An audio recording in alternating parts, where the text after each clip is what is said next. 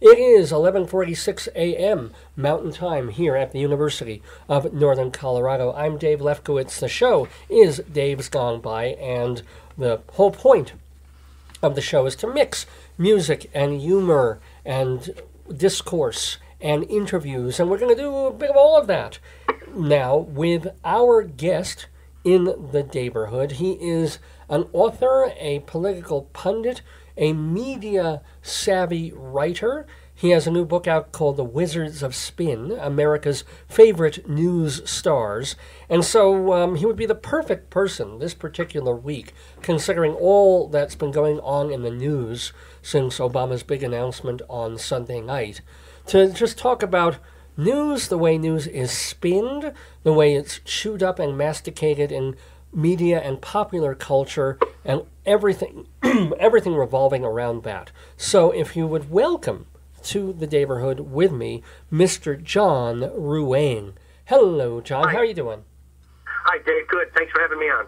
Oh, I'm very, very happy to. And so what's this week been like for you? Well, I think this has been a watershed week for all Americans. And, as I sat there and that news came over, it was like it hit me like a ton of bricks. Like it was like the weight of the world, it came off of all of us. It's like we actually got this guy that we've been chasing forever, and it just was such a good feeling. Did you think it would ever happen? I'm sorry? Did you think it would ever happen? Boy, I really had my doubts. When with the Bush administration, it just seemed like they didn't really focus on it because they started the other war, and then when Obama got in the administration, he went where we should have been going in the first place, which was Afghanistan. So I think I felt better about our chances of getting him now rather than before. Although, as the news has come out, we've learned that that initial courier tracking started with the Bush administration, I think back in 2007 at that point. But, we all thought this guy was, in a cave and, living off of nothing and just really hiding. But, he's living in this big mansion, drinking Pepsis and downing donuts. Oh, God. And just, what, a couple of miles from Islamabad? Or not even? I mean, that's the hysterical part. I mean, there's so much about this that now, I mean, after we've gotten past the few days of that really turns out to be kind of funny about it, because, they build this huge compound in this area, and the neighbors come by and they're saying, hey, what's with the 12-foot walls and the barbed wire? And then the guy's excuse, the courier's excuse was, oh, I got a relative who doesn't like me. So, oh, man. What do you got? You got a mother-in-law who walks around with a howitzer, or what's the story here, buddy? It's like, you've got to be kidding. I mean, if you saw a neighbor putting up 12-foot walls and barbed wire fence, that might raise a red flag, wouldn't you think? Well, no, because neighbors hate me, too. So I would totally understand if a neighbor wanted to put, big barbed wire walls up near me. I would get that immediately. But let me ask. But from a media standpoint, though, that's one of the things that's really interesting about this. I have a background in both as a journalist and in public relations as well. So, as good as this mission was run in order to get Bin Laden is almost as bad as the communications was in announcing it to the world. Why? Why? How can you not be ready for this? And why would you put out anything that you're not 100% positive? Plus, they have the guys, the Navy SEALs and the CIA, who know what the story is. So, what do the way they first introduced it was, I don't know if you saw NBC or not, but the helicopters landed, and they had it set up where once they got out of the helicopter, they were being fired on immediately, and then maybe they made the way around, but that's not what happened at all. They landed the helicopters, they jumped off the helicopters, they busted in the door, and then they started looking, and one guy, not everybody, had a firearm, and that's what the firefight was all about at that point.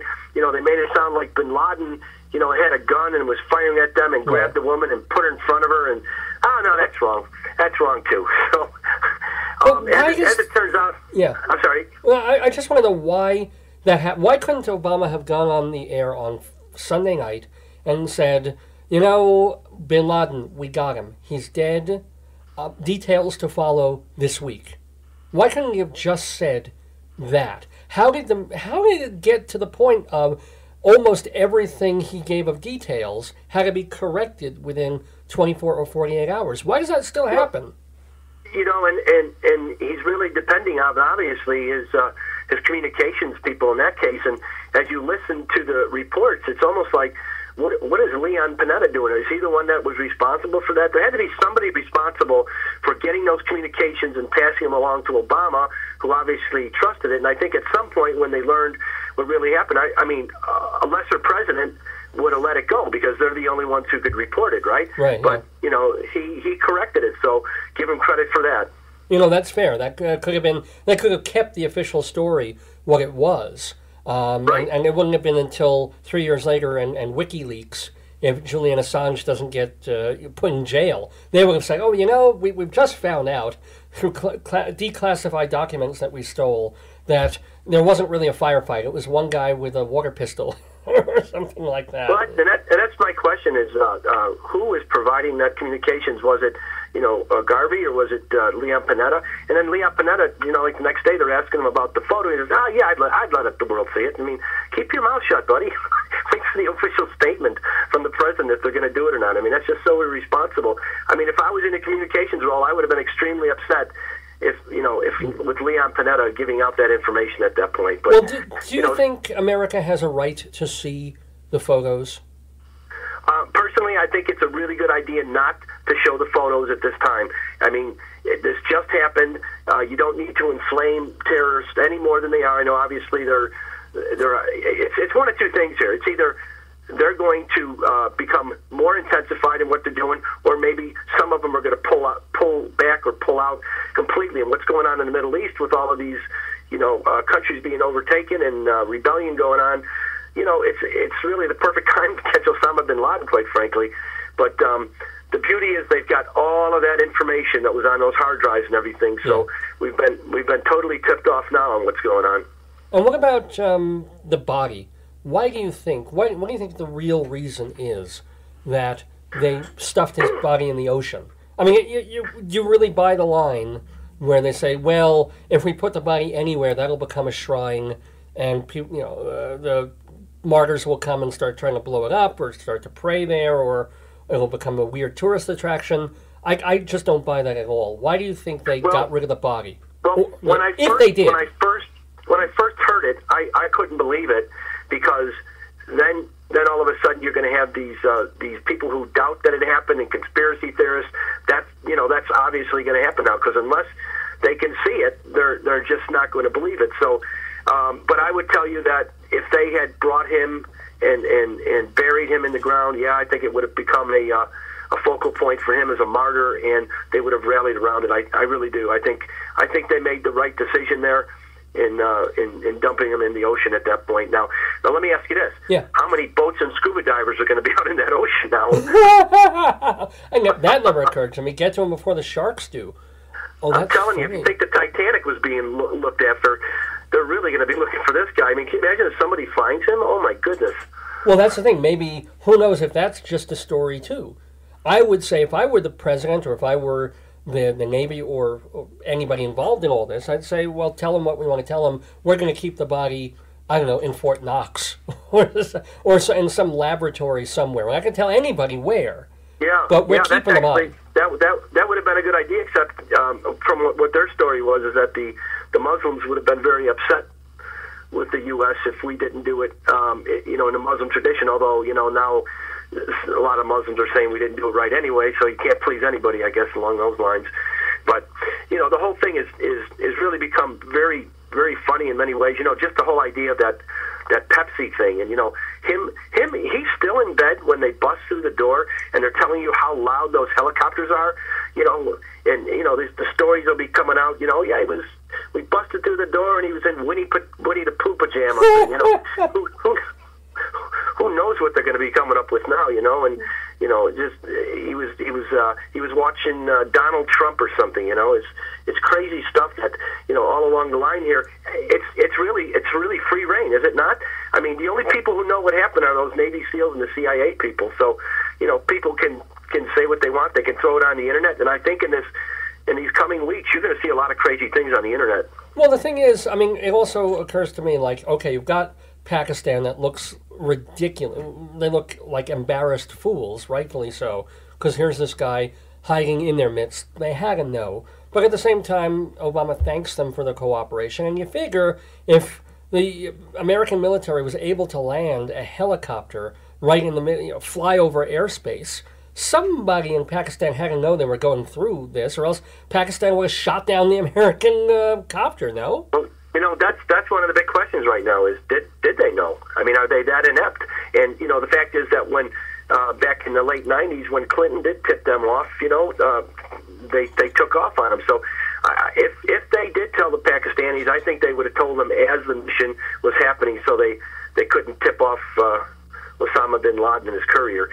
So, I mean, you can understand everything that was done.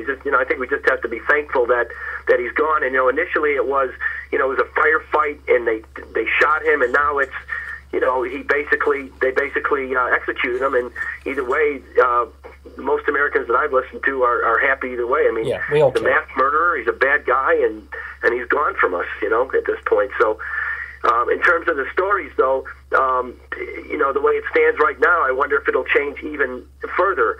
The Navy SEALs and the CIA aren't supposed to be saying anything. They have showed the pictures to Congress and everything.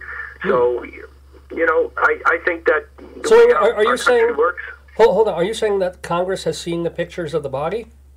Yeah, that's what I was reported the other day, that Congress actually has seen the photos. Is what is the report that I had heard. Well, that's a good idea.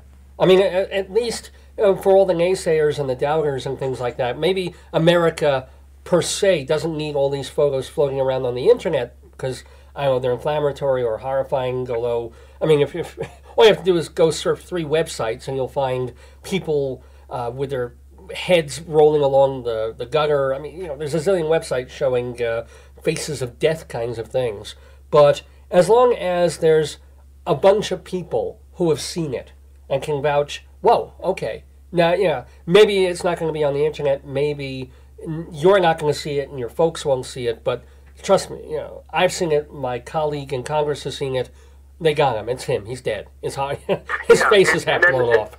And then the conspiracy theorists would have to say, well, you're all in on it. Well, that's doubtful because they don't get along in Congress. Right. So, if you're showing it to all of them, you've got to accept it. I accept it on face value anyway because, I believe Obama. What was really funny about it? Did you see the picture of them in the room watching the action as it was coming down? No. With the stunned look on their faces, and Hillary Clinton had her hand over her mouth. Oh, I did see that picture. That's amazing. Yeah. And what has become funny about that now is, they said that when the actual raid was happening, the video blacked out. So they're claiming they didn't see the actual raid, okay? And Hillary Clinton is now saying that, there was nothing that she was watching that was shocking. It was just, her allergies might have flared up and she might have started coughing, which is, she can join her husband as one of the big liars in the country saying something like that. I mean, the look on her face was like, she'd just seen something awful, and the claim she was, concerned about coughing is a complete joke.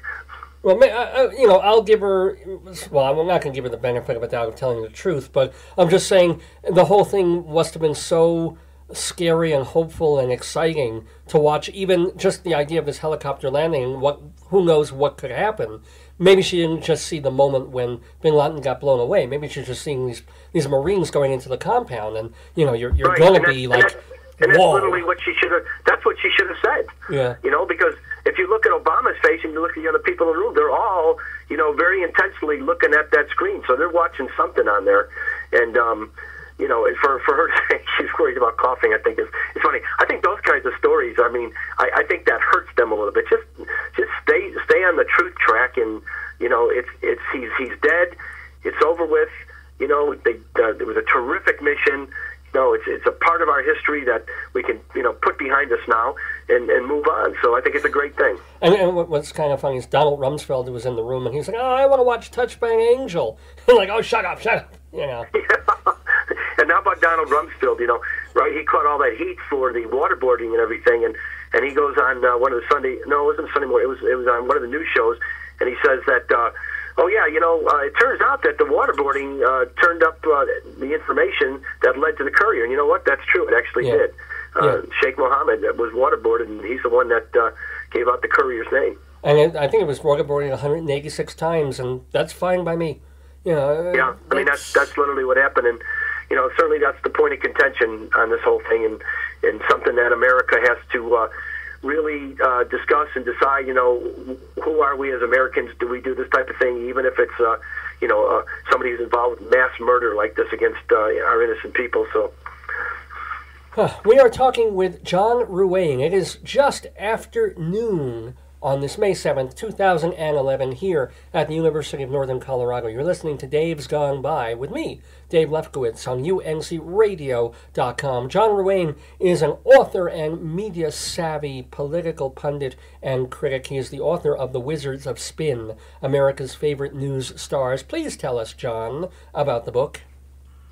Okay, well, I wrote this book in 2008 when the country had really hit a low point.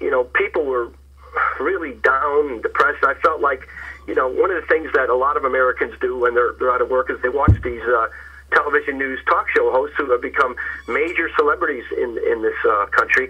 So I felt like if I could write satirical stories about them, A, it would educate them about who these people are, and B, it would provide some entertainment for them and some laughs. And that's literally what's happened now. The reviews have really supported that.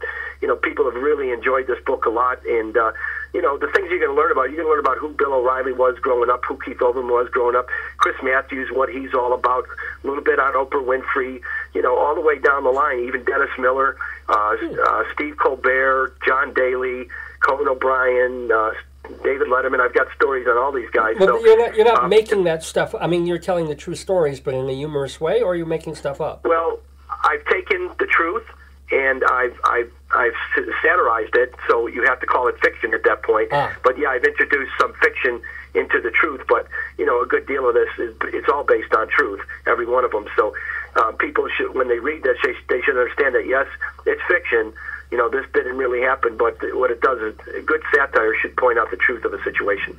I know it's kind of difficult on the radio unless you're physically reading it, but is there kind of an example you could give us of one of these people and how you approach them in the book, The Wizards of Spin?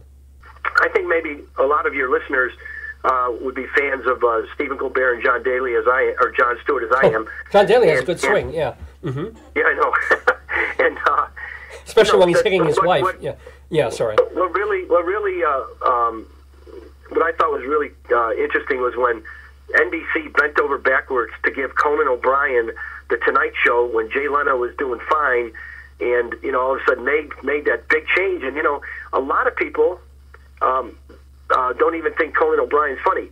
Some people do, obviously, but there's a lot of people who don't even think he's funny. Did he deserve that share? Well, the question is, you've got these two comic geniuses, Stephen Colbert and Jon Stewart, and here they are relegated to cable. So what the story goes is that, these two guys go to some dive restaurant in Hell's Kitchen where, they have like their Polaroid pictures tacked on a plywood wall while they're being served by, not so good waiters at that point, while Conan O'Brien is out in Beverly Hills eating at the Beverly Hills Hotel, and he's being wined and dined. But the interesting thing there is, and if you've been to Hollywood, you know this, is a guy like that sits in a restaurant like that, and all of a sudden the entire wait staff starts doing an audition for him. They're throwing scripts at him. They're doing auditions as they're serving him. All of that's in the book this way. Actually, that's one of the chapters that's gotten tremendous reviews. It's funny, no doubt about it. And I'm a big fan of both Colbert and Jon Stewart. And even Jay Leno's in there as well. And then one on David Letterman, I'm a big David Letterman fan as well, is have you ever sat there and watched him interview an actress who may be a great actress, but all of a sudden she gets on David Letterman and she thinks she's funny too.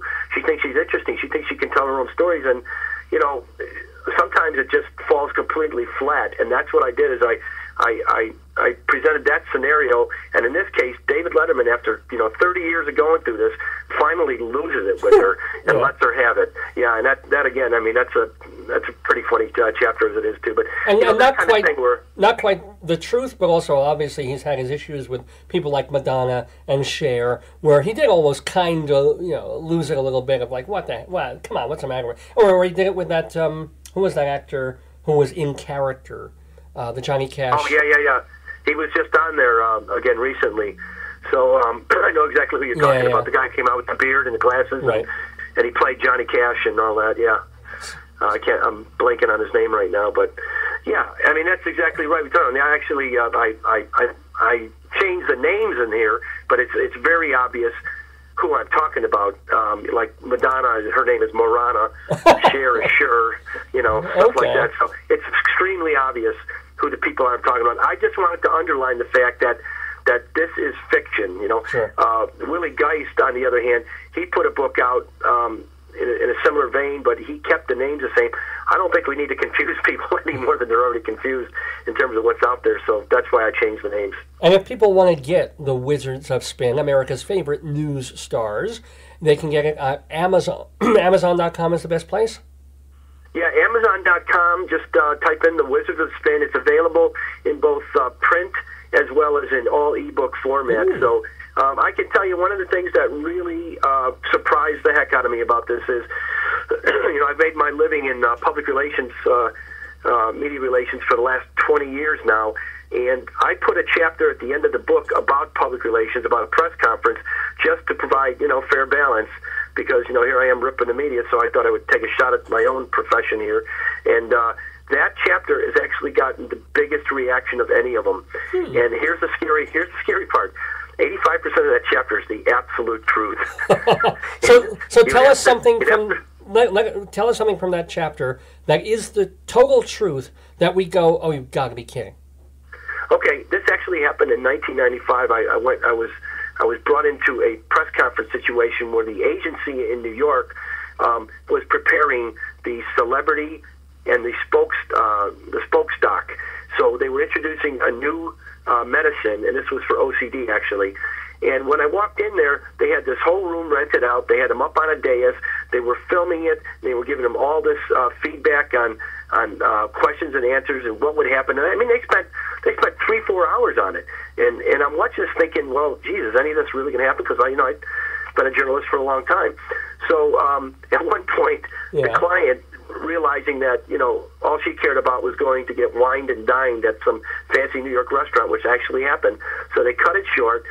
They go wine and dine at a New York restaurant. Then the next day, at the actual press conference, they have this whole thing set up, a regular press conference set up with the dais at the front of it and all the chairs set up. And they have a person at the front table checking the media in. And as it turned out, all of the people that stepped to the table to be checked in were not actual media. They said they were media, but they weren't actual media, and they were being given name tags. They were actually employees of the public relations agency. So they went in there with NBC tags, New York Times tags, all of them. So when the client asked the agency, the head of the agency, said, "Hey, it looks like we got a pretty good turnout of the media here." Yeah, he says, "Yeah, you can see their names on there." So she wouldn't actually say who it was, but as it turned out, there's actually a fellow named Sidney Wolf, who's an advocate for public citizens, who comes to these kind of press conferences. Well, in this story, he actually shows up, and he realizes what's going on. Now, the only big twist on this thing is the drug they're introducing in the story is a drug that stops constipation, and it stops it immediately. So it has quite an effect. So that's where a good deal of the humor actually comes out of it. Is the second they put the pill in the mouth, it's like their cheeks explode, their eyes explode, boom, out the door they go. So you'd have to read it. I actually thought anybody in public relations or journalism would get a kick out of it. My goodness, everybody who's read that chapter just laughs out loud. So I thought that was very rewarding to hear that. And where's Stuttering John when you need him at these press conferences? That's what I want to know. Let me ask John Ruane, who is the author of The Wizards of Spin. How did you get into the whole journalism field and studying media and then writing about it? Well, when I was in college, I was going to do one of two things. I was either going to be a professional athlete or a sports writer. And I actually had a shot as becoming a professional athlete for a very short time, but didn't make it. and then I was very lucky and got hired at the Sun-Times as a sports writer. So I spent 10 years writing basically sports feature stories, covering the news media. That's really where the news media part came into this. And, you know, just really kind of developed my skills. But the problem was, and I could see that even in 1989, that the business was starting to shrink at that point. Our paper was bought and sold 3 times, including the Rupert Murdoch. And I had gotten a call from an agency, public relations agency, which I joined at that point. So that was my first introduction into PR. So from that point, you know, actually during my time at Sun-Times, I joined, I was one of the extras I did a story on, talked me into going to the Second City workshops, which I never, ever thought I would be doing in my life. I mean, I wrote satire, but I never could see myself on a stage. Well, I did that. I spent 2 years training there, and I had people in my class like Jeff Garland, Andy Dick, Bonnie Hunt. Oh my gosh! Oh wait, Joe Jeff Murray. Garland. Let's tell. In case people don't know, Jeff Garland, of course, from Curb Your Enthusiasm. Andy Dick from various prison cells. Who else? Who else? Bonnie Hunt, who, you know, a lot of movies, had her own talk show for a while there. Joel Murray, I don't know if people would recognize him right away. He's actually Bill Murray's brother, and he has another one. He's been on I know of Brian Doyle Murray, but I know about Joel Murray. How was he funny? Was he good? Yeah, I mean, if you ever watch Mad Men, he's one of the characters on Mad Men, but he's also on, and I'm blanking on the name of the show right now, about the couple in Chicago that are a couple of goose. Joel's on that show too. He's been in if you go to IMDb or whatever it's called, and you IMDb. just type in Joel Murray, you'll see all of his credits there. But he's done pretty well. So, Robert Smigel, who actually. My God, know Robert Smigel. Does he pronounce it Schmeigel with a sh or sma? I always thought it was Smigel. He's brilliant. Smigel, yeah. He's triumphing the comic insult dog. Yeah, that's what it's amazing. That's what he's famous for. But you know, he got a break, and Al Franken came through town in 1985, and Bernie Sanders at Second City didn't want Saturday Night Live stealing any more performers, so he sent him to Robert Smigel's show, which was called All You Can Eat in the Temple of Doom. And he signed Robert Smigel as a writer that day, and Robert wrote for SNL for a number of years. Sure. That's how he became friends with Conan O'Brien. And when Conan started his show, he had Robert as, you know, the head writer and the main producer. And that's where that lips thing comes from, if you've seen the lips thing on Conan. Right.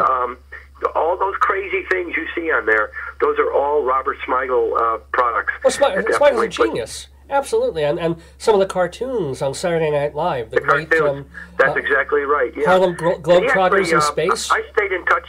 I had stayed in touch with him for a number of years, and actually, he's actually in that story with Conan O'Brien. He's sitting with Conan O'Brien at that Beverly Hills hotel. So I changed his name, obviously, but that's who that is. No, but the thing is, you've mentioned all these people. These are folks who taught you, or were they in training with you when you were at Second City? Oh, yeah. They were in the workshops with me, so we were all being trained together at that point. My interest in those workshops was developing as a writer. You know, everybody has a different thing, and most of the people that are in there actually, they're performers and they're improvisers and that type of thing. I ended up going on to perform in 4 shows. I've written 5 satirical plays, but I performed in 4 of them. You know, I don't view myself as the greatest performer. I did all right. I got great reviews, but it's not the thing that I love doing. I love to write it. You're writing. But the thing is, when you perform, you weren't performing then with Second City. You were performing with the Chi-Town Players? The Chi-Town Players at that point, yeah. Prior to their auditions at Second City, we got that group off the ground, as did most of those people I just told you about. Robert Smigel got his own group off the ground. Bonnie Hunt, same thing. That's what you do when you're in the workshops. Is at that time, as you got groups off the ground, you got real experience, so that Second City could really take a good look at you on the stage. Now, could you tell from looking at the people that you mentioned, Bill Murray's brother and Bonnie Hunt and all, could you tell in the workshops that they had something special? Or were you surprised that other people we've never heard of were funnier or cleverer or better actors or something, and it just so happens these guys got lucky? Well, that's the thing. I mean, there is no way I would have told you that Andy Dick ever would have made it. I mean, he was this nerdy little guy. He wasn't that funny on stage. I mean, he just wasn't that good. But then a few years later, I actually saw him performing with a fellow named Bob Odenkirk in a show called Half My Face as a Clown. And I said, well, I get it. I see it. And that's the first time I thought Andy Dick was pretty good. And then the next thing I know, he starts popping up on shows left and right. Jeff Garland, I always thought Jeff Garland was funny. We actually tried to get him into the Chi-Town Players. Same with Bonnie Hunt. Tried to get her into the Chi-Town Players at that point. So I knew both of them had talent. Joe Murray, no way. The only reason Joel is where he's at is because of the name recognition that opened the door for him. But having said that, he's done very well. There were other guys there. There was a guy named Kevin Crowley and a fellow named Dave Pasquazi. Both of Oh whom my God! Wait, Dave Pasquazi. He's with TJ and Dave. He was on my show a couple of years ago. He is a very, very talented guy, and he's gotten bit parts in movies and things like that. But that is him and Kevin Crowley were the two guys I thought that would really go somewhere. But as it turned out, a lot of and actually Chris Farley was on the stage with them at that point, and Chris was pretty much what you saw on Saturday Night Live at that point. I got to know Chris pretty well. He was a very nice guy. He just had a lot of issues with eating and drinking and drugs, unfortunately, but he was a really nice guy. Oh, that's kind of nice to hear. And but he wouldn't listen to. Well, he was an addict, I guess, and so I assume all his friends. If he was a nice guy, he probably had a lot of friends who were trying to tell him, you don't want to be the next Belushi. And of course he was. That's exactly right. He actually, his whole life, though, just so you know, when he was up in Madison, Wisconsin, his goal was to become John Belushi and die at 33, and he did it. Yeah, it's unfortunate. I know a guy up in Wisconsin who used to see him up there doing it, and then when he came down to Chicago, he was with the Players Workshop, and then came over to Second City after that. But it's unfortunate because I'm telling you, and Robert Smigel was very close with him too. So he was. They all tried, but it just it was his. That's the track he was on in life. He was going to do that. So I know you mentioned that you were really there to learn about the writing end of satire and stuff, and now of course your main day job when you're not writing your books and other things about the media is that you are a public relations person. But do you sort of miss those heady days of training at Second City and then being part of the Chi-Town Players, or is that like the past and you really want to you're away from it? That's a really good question, and this is my answer to that, because I just went to see my friend Dave Pasquazi at the Goodman Theater, where he's in a play there, and I look at Dave's Facebook and I see him around with all the actors and stuff, and I got to tell you, for me, it was what it was, and I'm glad that it was just that short period of time, because I'm really, the best thing I do is I write for book form. I do that better than anything. So for me, I'm in the right spot. For a guy like Dave, I hope he becomes a big star at some point, but he'll continue acting all his life. He's very good. But yeah, I would say no, that's not really something that I would be good in at this point anymore. Okay. You mentioned again books. I assume Wizards of Spin is not your first book. Can you tell us about what? My first. Yeah. Coming out as a sports writer, I have a very strong sports interest. My first book was with Earl Campbell, who was MVP of the NFL for 3 years and went on to become a Hall of Fame running back. And the story on him was that, I wrote his entire life story, coming up with 9 kids. They lost their father young. Growing up in Tyler, Texas, he became a hero in the state of Texas because he led his team to the state championship during very strong racial tensions, in line with the movie Remember the Titans. It was like that, even more realistic than that, though. And then he went on to the University of Texas, became the Heisman Trophy winner, went on to the NFL, won the MVP 3 years. So I wrote his life story, but focused on his battle with panic disorder. And the idea is that, men are reluctant to go get help when they have panic attacks and anxiety attacks, and a good number of them end up killing themselves. A lot of suicides. So if they hear a guy like Earl Campbell, this big, strong, powerful running back, actually went and got help, the idea was to inspire them to go get help as well. You should have just turned them on to Rosie Greer. It's all right to cry.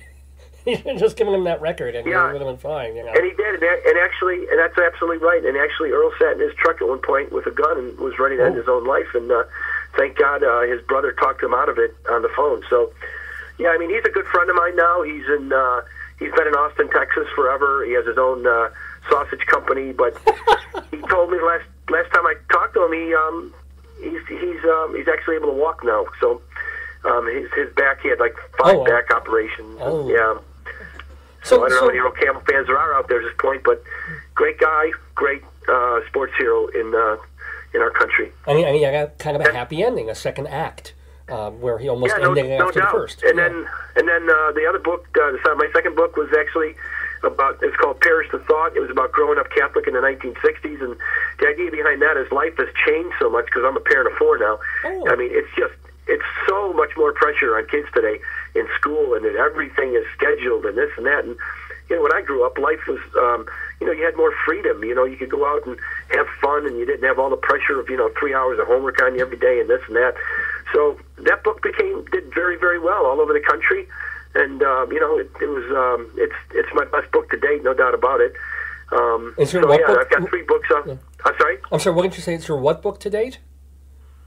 You said it's my best book to date. Your best book? Oh, so it's better than the one you just wrote? Well, then everybody, don't get the Wizards. No, I'm kidding. Well, it's got more impact. It's more meaningful. The Wizards of Spin is it's there for satire, for a good laugh, and to learn a little bit about the media. But Perish the Thought is about life. So people will walk away looking back on their own life. Quite frankly, so many people sent me letters saying that I had written their life story. That's how much they can relate to the story of this book. And that's just not Catholics. That's Jewish people and, all across the board. It really is. I mean, it talks about my faith growing up because I was Catholic, but it applies to all different faiths.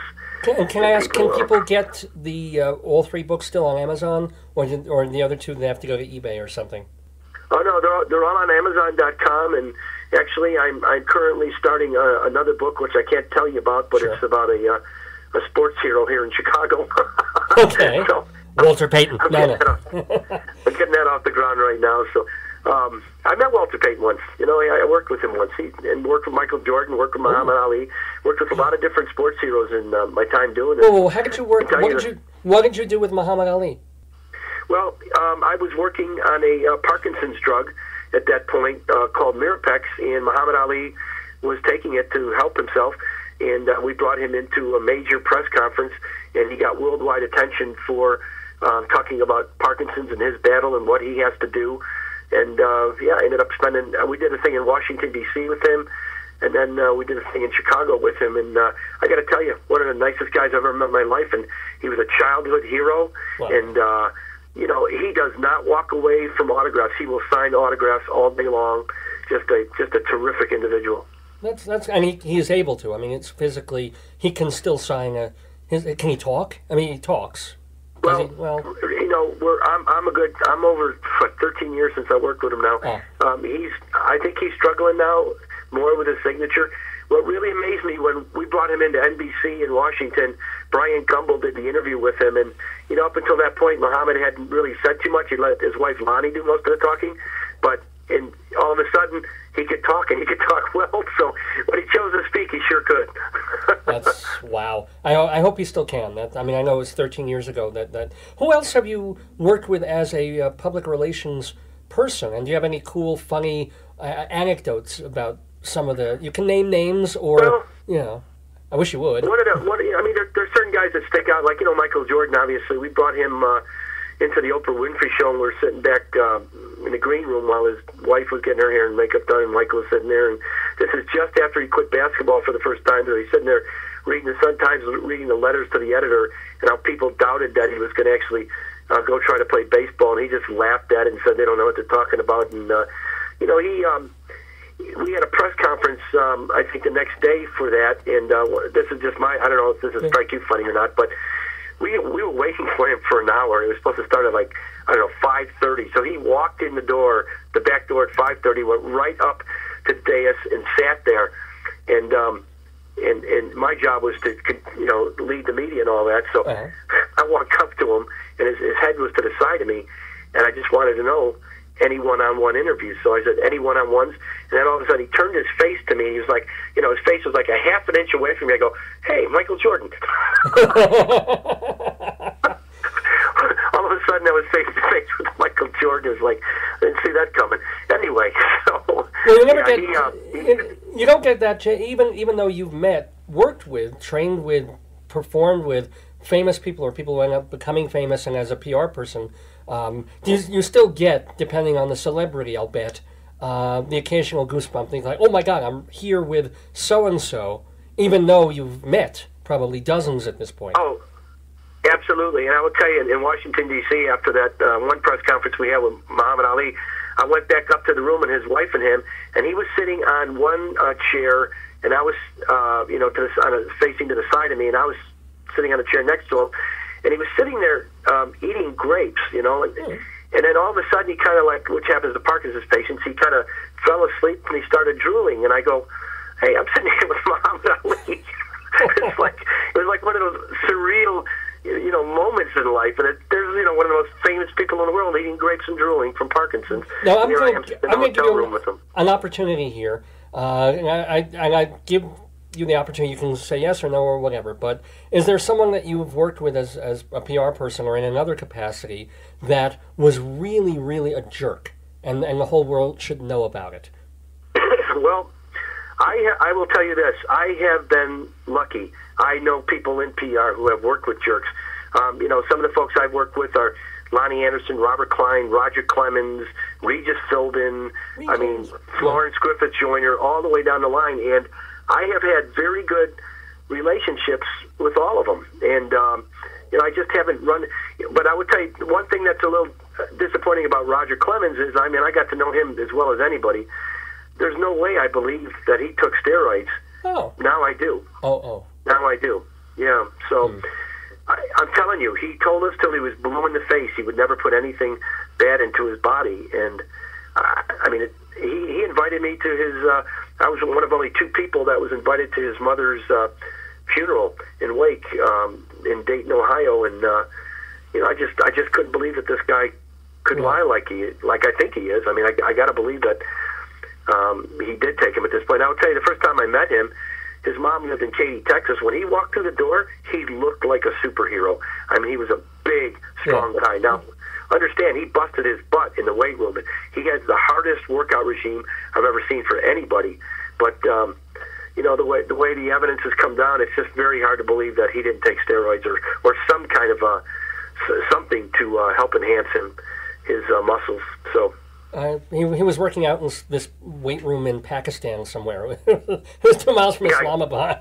I guess so. It was Osama Bin Laden wearing his Winnie the Pooh pajamas, drinking his Pepsi. Hey, do you think Coca-Cola made a deal with one of the Navy SEALs? Hey, when you go in there, tell him he drinks Pepsi. that'll really kill Pepsi's stock and drive ours up. Next thing we know. Yeah. No, please continue.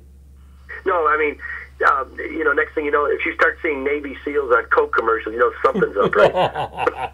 I wouldn't put anything past anyone now, and I guess you wouldn't either. Very last question, because it's almost 12:30 here at Mountain Time on Dave's Gone By on uncradio.com. We're talking to John Ruane, author of the book The Wizards of Spin, America's Favorite News Stars, available from Amazon.com. Second City Books is the publisher there. But do you have any suggestions or advice of how we can, or the media can, stop or lessen the insane polarization between Republicans and Democrats, between Fox News and Huffington Post? Is there anything that can be done to stop the BS and also the insane bipartisanship? Well, I'll tell you, when that Gifford shooting happened, I put out a press release calling for that because if you look back at the history of television, they used to have rules about what you could and couldn't say on the air.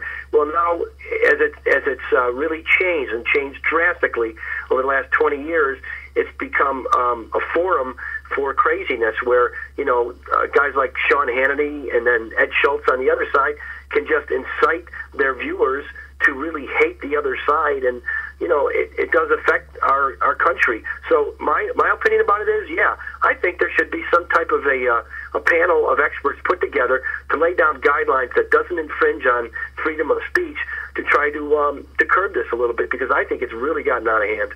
And well, again, I think the media probably can say, well, we are curbing it because we differentiate between what is news per se and what is already entertainment. But that's the problem is many of the people watching it can't really don't really understand what is the news and what is their opinion, they will tell you that it's all their opinion. It's a commentary show. But unfortunately, a lot of the information they're giving out that seems like it's a fact is actually their opinion, and people are receiving it as fact. That's why if you go to a barbecue and you sit around and you listen to people talking, it usually comes around to politics at some point, you'll know who they listen to. You'll know if they listen to Sean Hannity or Bill O'Reilly or Ed Schultz or whoever. Or Rachel Maddow or formerly Keith Olbermann, who's That's going right. to have a show again. Yeah, quick note. Just I actually started this book with Keith Olbermann and Bill O'Reilly because they were at each other's throats so badly that I kept hearing people say, "Well, why don't they get into the boxing ring?" So I wrote that story.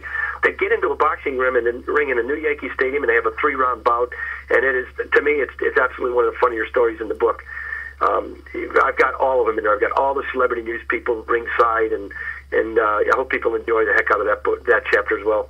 That book being The Wizards of Spin from Second City Books by our guest in the neighborhood, John Ruane. John, it has been really, really so much fun and informative and playful, just as I expected of a guy who trained at Second City. You really could wing it, whether we were talking seriously or a little more satirically about the news and everything going on. I'm so glad that you've been in the neighborhood with us today. Thank you. Thanks, Dave. Thanks for having me.